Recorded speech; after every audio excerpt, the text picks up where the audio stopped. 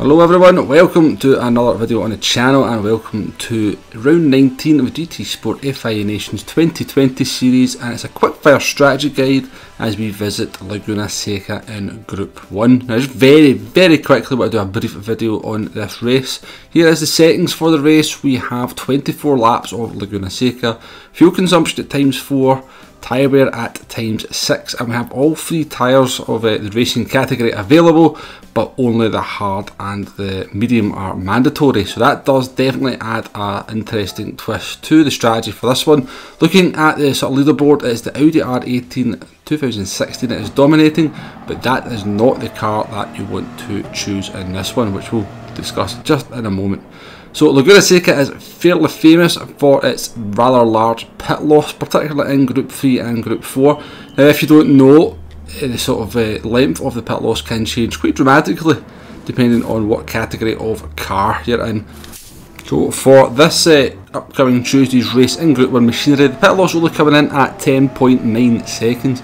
Now in terms of Gran Turismo Sport, that is quite a lengthy pit loss, but it's a far cry from the 19 seconds that you'll lose in a Group 4 car, and I think it's about 17 seconds in Group 3.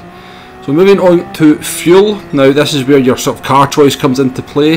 The car that's dominating the leaderboards, the Audi, is not able to do the full distance without refuelling or doing some dramatic fuel saving, whereas the Toyota TS050 can do the race distance without any significant fuel saving. So as the TS050 is the car that you want to pick for this one, as it can do the distance on the fuel with just some minor fuel saving compared to the Audi.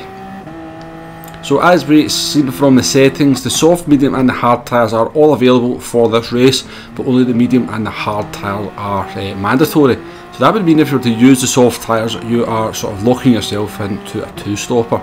And in order to kind of make it worthwhile using the soft tyres, then you would have to at least be able to gain a pit stop on the soft tyres over the medium tyres during that stint. So this little segment here, we're going to look at the soft tyres versus the medium tyre pace. So the soft tyres, you can see we're doing sort of mid 1 minute 10s, but I can see after about 8 laps that the soft tyres were beginning to give up their ultimate pace. Now moving on to the medium tyres, you can see that the lap times are coming in around sort of mid 1 minute 11s, sort of maybe 1:11.2, 1:11.3 and 1:11.4 I can see there. Now I did intend going on to do this a little bit longer this stint just to get a comparison, but we are going to make a mistake in a few corners time because we were quick catching the AI car just ahead of us. Now up to this point I'd only lost about 4.5 seconds compared to the soft runner, and that's after 6 laps, which makes me think that very hard to sort of gain 11 seconds over a stint. Particularly because after this point really the sort of soft tyres and the medium tyre pace would be starting to converge on each other. As I said, I felt that the soft tyres were beginning to give up that ultimate pace after 8 laps, whereas I think the medium tyres would sort of be able to kind of keep that kind of pace we were doing there for quite a few laps longer. So I do think it would be very hard to sort of gain 11.9 seconds with the soft tyres over the medium tyres over the course of around about 12 laps.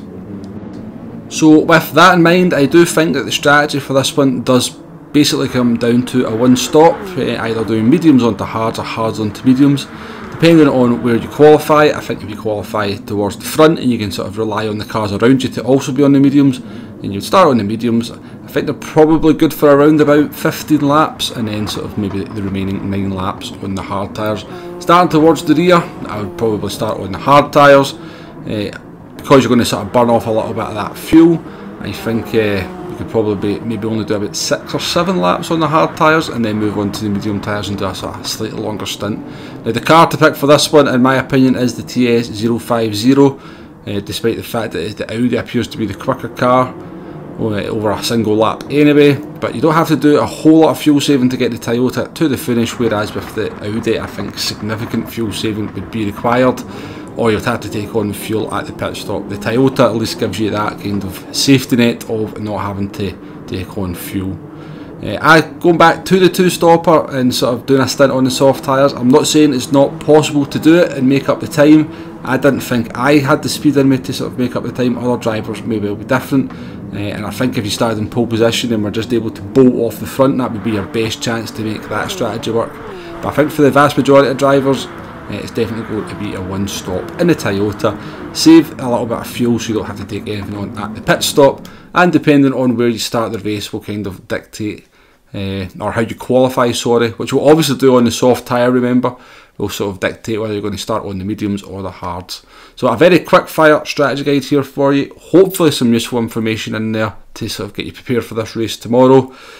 Thank you very much for watching. Please hit that like button, please hit that subscribe button if you haven't already, and I shall see you on the next one. Goodbye now.